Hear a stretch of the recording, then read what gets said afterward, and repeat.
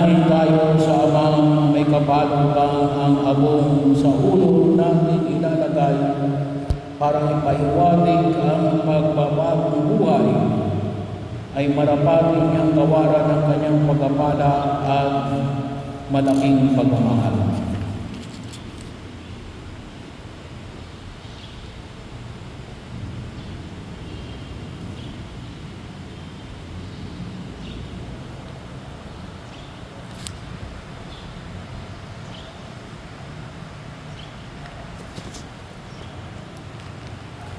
Ama namin na pagpatawag tinutulong mo at itinatangko ang umaamin sa kasalanan at ikinalulugod mo ang pagbabagong buhay.